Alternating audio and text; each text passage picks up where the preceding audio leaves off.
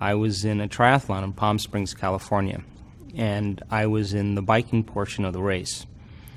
And I was coming up to this intersection, and there were two cyclists that were turning onto another road.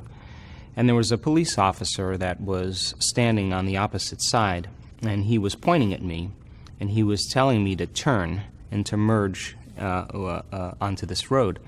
And so I was locked in on him, and I wasn't paying attention to the road. And the problem was he had his back to the oncoming traffic. So as I made the turn, a four-wheel drive Bronco going about 55 miles an hour hit me from behind and catapulted me out of my bicycle.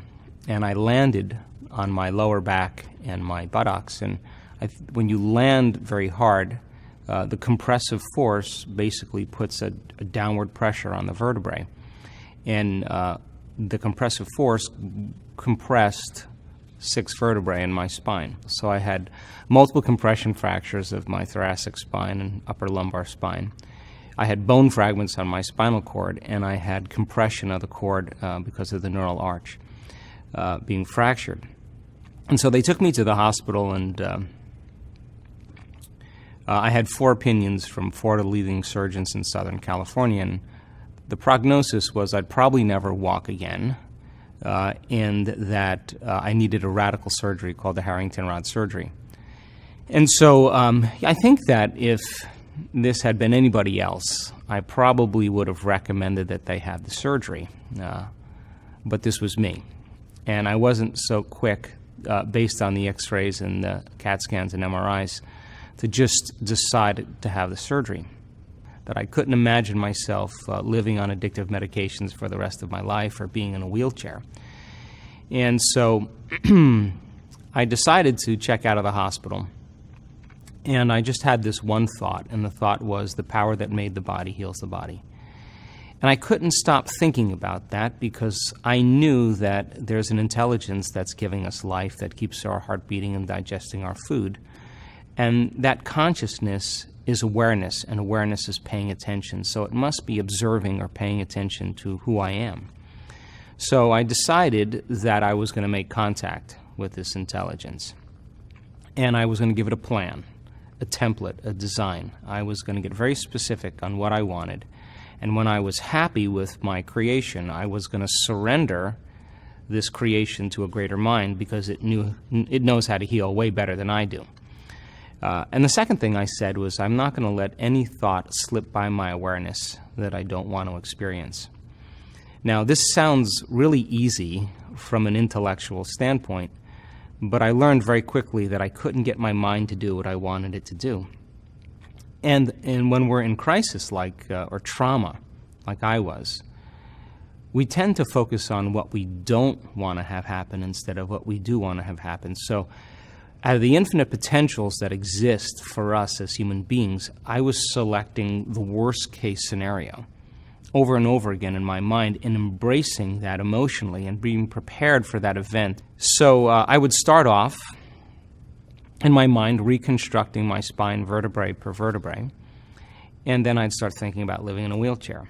And then I'd become aware that I was focusing on what I don't want to have happen instead of what I do want to have happen. And so for 6 weeks, I went through this incredible dark night of the soul because I couldn't really get my mind to do what I wanted it to do. And it would take me about 3 hours in closing my eyes and reconstructing every single vertebrae and starting over again every time I lost my attention. And then I was never satisfied really with the way it was, way I did it, but I would just keep going. At the end of 6 weeks, I went through the whole entire process without losing my attention. And it was like I hit a tennis ball in the sweet spot. Something clicked in that moment. I clicked. And I knew in that moment that something happened. At that time, when I was able to go through that whole rehearsal, I started noticing significant changes in my body. My pain levels dropped and diminished immediately.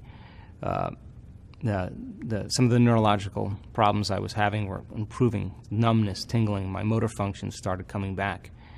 And the moment I correlated what I was doing inside of me with the effect that I was producing outside of me, I started paying attention to what I was doing and did it with more passion and more enthusiasm instead of dread and frustration. And it was that elevated emotion that I started to realize that was actually the catalyst to make it fun and easy. And then I just started thinking about if I was ever able to walk again, what did I take for granted, like a sunset or a shower or sitting with my friends and enjoying a meal. And all of a sudden I started selecting potentials in the quantum field that were no longer based on the worst case scenario, but really some future possibility. And I began to emotionally embrace and experience it completely, whether it was a sunset on the beach or a shower. I would live it and emotionally feel it. And I didn't know what I was doing at the time, but I think when you combine a clear intention with an elevated emotion, you move your body and brain from living in the past to living in the future. That I began to signal new genes in new ways, and my body began to change dramatically. And I was back on my feet in 10 weeks and back training again at 12 weeks, and I'd never have any pain in my body or in my back.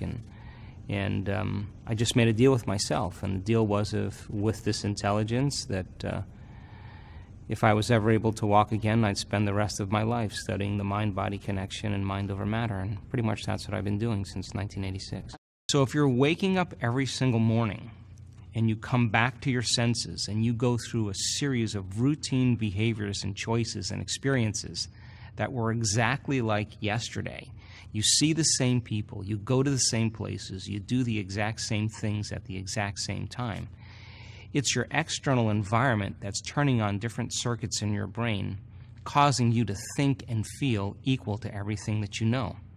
Now, if you believe that your thoughts have something to do with your health or your destiny, as long as you're thinking the same way, you keep creating the same life. So then, if the brain is a record of the past, then most people who are not being defined by a vision of the future are left with the old memories of the past, and so they think in the past.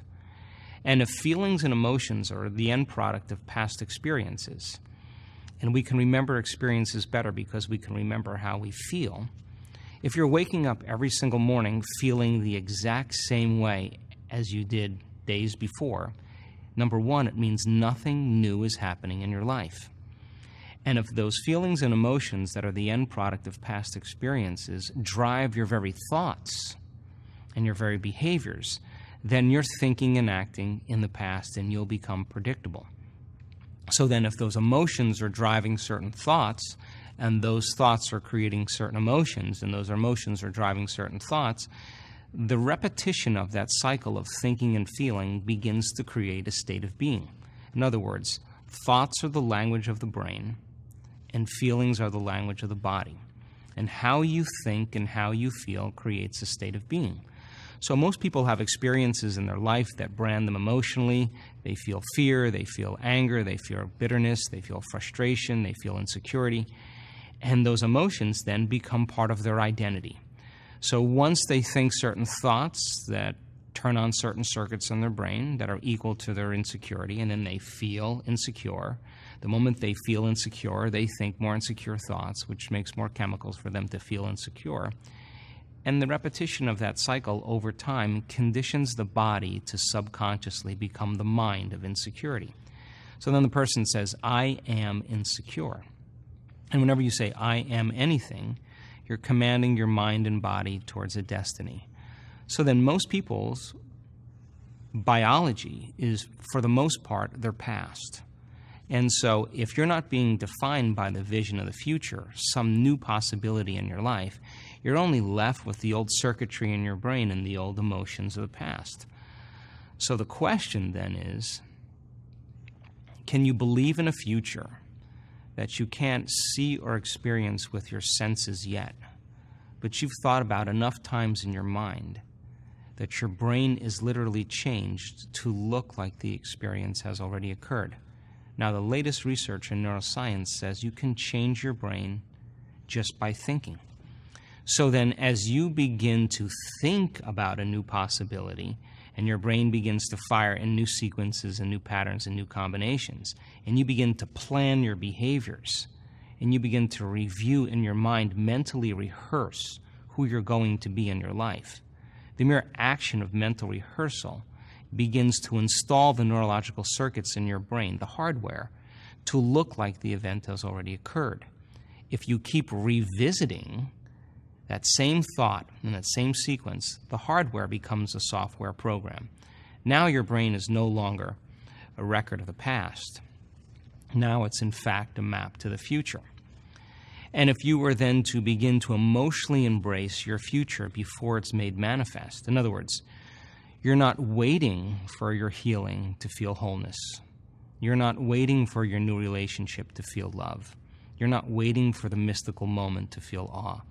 You're not waiting for your success to feel empowered. That's the old model of reality, of cause and effect. Waiting for something outside of us to change how we feel inside of us. And then when we feel differently inside of us, we pay attention to whoever or whatever caused that. That's a memory. That's how we create associative memories. But this model is about causing an effect, which means you have to feel awe for the mystical moment to occur. You have to become empowered in order to create your success. You have to feel wholeness in order for your healing to occur. We have to feel love for ourselves and love for life in order for us to have love in our life. And so then to instruct people how to teach their body emotionally how that future could feel like before it's made manifest, if they do it properly, their body as the unconscious mind begins to believe it's living in that future reality in the present moment. And they're beginning to signal new genes in new ways that begins to change their body to look like the event has already occurred. So can you then select a new potential in the quantum field, infinite potentials in the quantum field, and begin to emotionally embrace that future reality before it's made manifest to such a degree that your body as the unconscious mind is believing it's living in that future reality in the present moment, and you're changing your body by thought alone. And if 95% of who we are by the time we're 35 years old is a set of subconscious behaviors, automatic habits, emotional reactions, beliefs, perceptions, and attitudes that function like a computer program, that's 95% of who we are, where the body has been programmed to become the mind. That's what a habit is. And we're going to begin to change with the 5% of our conscious mind. You can imagine that you can think positively all you want, but if you feel negatively, because you've been feeling that way for the last 30 years, mind and body are in opposition. You could create the most fabulous dream board in the world with all the things you want in your life, but if you feel unworthy, that's mind and body in opposition. The idea then is to recondition the body to a new mind.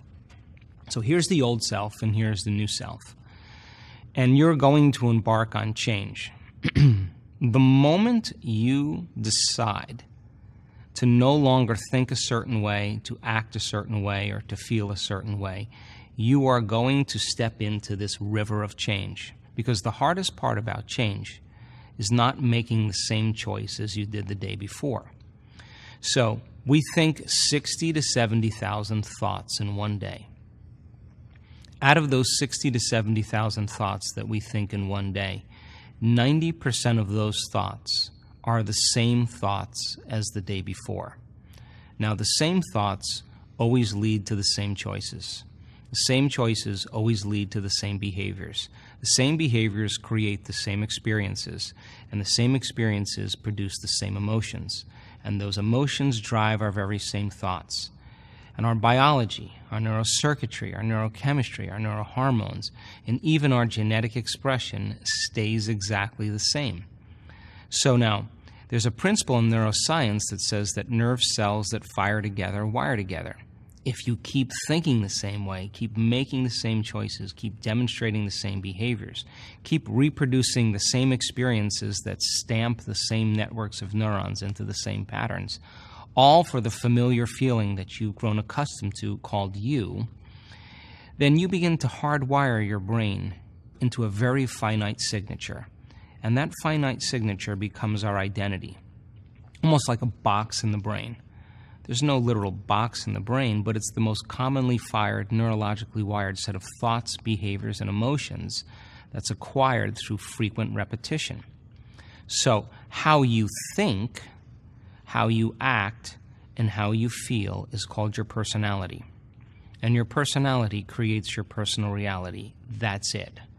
So then, if you wanted to create a new personal reality, a new life, you'd have to change your personality, which means you'd have to start thinking about what you've been thinking about and change it. You'd have to become aware of your unconscious habits and behaviors and even what you say and modify them. And then you'd have to look at those emotions that keep you anchored to the past and decide if those emotions belong in your future. So most people try to create a new personal reality as the same personality, and it doesn't work. We literally have to become someone else. So the word meditation then means to become familiar with. So if you're sitting in a meditation and you're observing the thoughts that have been going on behind the scenes of your awareness because you've been too distracted by your external environment, and now you're becoming conscious of your unconscious thoughts, and they're becoming familiar to you, now you're in a meditation to know thyself. If you're becoming aware of your propensities and your urges, and the body wanting to get up and do things, and you're making it sit there and stay, and you are telling it it's no longer the mind, that you are the mind, and you're becoming conscious of those unconscious behaviors, and they're becoming familiar to you, well, now you're in a meditation to know thyself. And if you can look at the emotions that bring you to a lower denominator and notice them and not begin to experience them, but to observe them, the very act of observation means that you are no longer the program. You're the consciousness now observing the program, and you're beginning to objectify your subjective self. You are looking at yourself through the eyes of someone else, which means now you're no longer the old self. You're pure consciousness observing the old self. That's the first step in the meditative process. We have to light a match in a dark place and become so aware of how unaware we've been that we don't let any thought, any behavior, any emotion slip by our awareness unchecked. So then, if you're sitting in a meditation and you say, what is compassion? What is a better way to be in my life? How can I turn my life around? How can I feel better about myself? And you begin to think about what thoughts you do want to fire and wire in your brain. You begin to review the behaviors of how you are going to live in this new life. The act of rehearsing them mentally begins to change the brain from living in the past to living in the future. In other words, mental rehearsal is going to cause the brain to look like that experience has already occurred. So now your brain has a new installation of hardware. That's priming the brain for the future. There was a woman who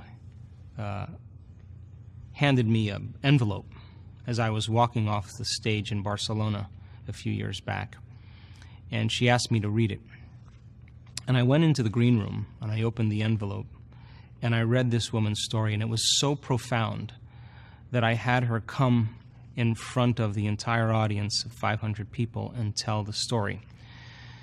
She's a psychotherapist from Holland, a very intelligent woman, and on a Sunday morning, while she was in the shower, her husband said goodbye to his 2 children, yelled something to her while she was in the shower, and then went to the tallest building in Amsterdam and jumped off the building and committed suicide. Now, that is a stressful event. And when she got the news, she experienced all the emotions that people experience from something that's shocking and traumatic like that. She was suffering, she was in pain, she was resentful, she was guilty, she was confused, she was angry. She went through the whole gamut of emotions. And all of those emotions, by the way, are derived from the hormones of stress. So she has an event in her life, it changes her biologically. She doesn't know how to control her emotional reaction, it turns into a mood, one long emotional reaction. If you keep reviewing that event in your mind, you begin to produce the same chemistry in your brain and body as if the event was occurring. So her body is being conditioned to the past because she's reliving the experience 50 to 100 times in a day, and her body is beginning to believe it's in the same past experience over and over again. So one day she wakes up and she's completely paralyzed from her waist down. And she can't get out of bed, so they rush her to the hospital. They do MRIs, they do all the tests. They can't find anything significant with her, so they just diagnose her with neuritis. And so now she's bedridden and she cannot literally get out of bed. So now she can't work. She can't take care of her children. Her mother has to move in with her, and she doesn't have any money because she's not working, and her stress levels go up. So now the condition gets worse. As her stress levels go up, it's the same chemicals of stress that are knocking the brain and body out of balance, signaling the wrong genes in the wrong way. And another few months later, she develops these huge ulcerations in all the mucous membranes of her body, in her mouth, her throat, her upper stomach, her bladder, her vagina, her anus. She's got these huge ulcers. Now she can't eat, and if she can't eat, she's knocking her body now out of chemical balance even more, and it hurts. So now she's spiraling downward, and then she finally starts noticing her symptoms getting worse, and she goes to the doctor, and they diagnose her with esophageal cancer. Now, the moment she gets the diagnosis of esophageal cancer, now she gets even more stressed, and she's in fear now, and she realizes that her children may not have a mom. And so she came to one of our workshops, and I remember specifically because she came in with crutches in a wheelchair and a walker, and she sat on the left side of the room. And it was an introductory level course, and she understood that she could change it intellectually, but she had a very big challenge ahead of her, and she realized how much she was in her past. And so but she was excited about the content. So she flew a few months later to an event that we did in Connecticut, just north of New York City. And she came with two friends, and the audience was amazing in this retreat. And so I pushed the audience a little further than where they normally would go, and she had a breakthrough. For the first time, she felt like herself in over a year. And she had a vision of her future. Like she wasn't visualizing anything, she just got a very clear vision. And she was so excited that she went home and she did her meditation every single day. Now, she understood that she had to upregulate new genes and downregulate genes that had to do with her disease, and that every day she had to knock on the genetic door. Now, the first thing I want to say is that I'm certain that there were days that she didn't feel like doing her meditation. And she did that anyway. She did it anyway. There were days where she had a tremendous amount of doubt, and she didn't think it was possible, but she did her meditations every single day. And as she began to do her meditations every single day, she started to notice significant changes in her health. Well, she stood on the stage in front of that audience, and she said, "I just came from my doctor last week. I have no evidence of esophageal cancer. I have no ulcerations in any of the mucous membranes of my body, except the small scar in the back of my throat. I have no paralysis, no numbness, no loss of motor function, and I have a new husband."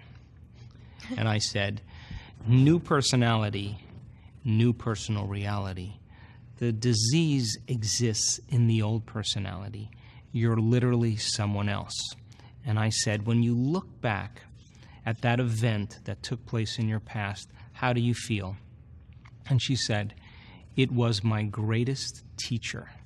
So how is it that you can give someone a sugar pill, a saline injection, or perform some false surgery or treatment, and a certain percentage of those people will accept, believe, and surrender to the thought that they're getting the actual substance or treatment, and they begin to program their autonomic nervous system to make their own pharmacy of chemicals that matches the exact same chemical they think they're taking.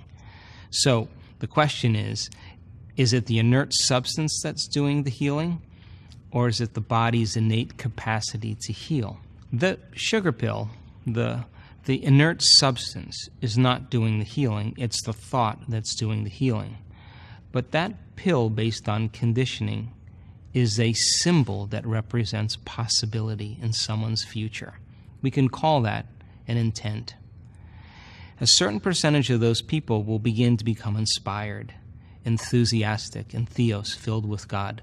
They'll begin to become hopeful. They'll begin to give thanks that it could possibly work.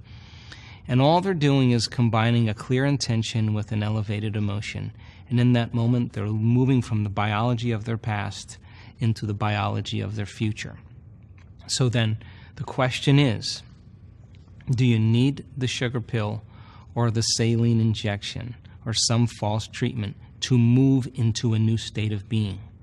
But instead of selecting a known in your life to help you heal, can you select an unknown, a new potential in the quantum field without anything outside of you, and begin to revisit that unknown over and over again until you make it known in your biology? Is it possible that you'll begin to produce the same effects? And the answer is absolutely yes. So in depression studies, where people are given a placebo, 81% of the people that are given a placebo respond as well to the placebo as they would to an antidepressant. So what's the significance of that? It means they're making their own pharmacy of antidepressants, and their body and nervous system is the greatest pharmacist in the world. So then, yeah, it's true that the people in the depression studies had to take the placebo for 6 or 8 weeks. And every day, combining a clear intention and elevated emotion, moving into a new state of being, accepting, believing, and surrendering to the idea, the thought, that they're getting the real substance, began to program their biology to change. So if it takes 6 weeks to heal depression by moving into a new state of being, it may be a good idea to understand it may take you 6 to 8 weeks by moving into a new state of being every single day to finally change some condition within you.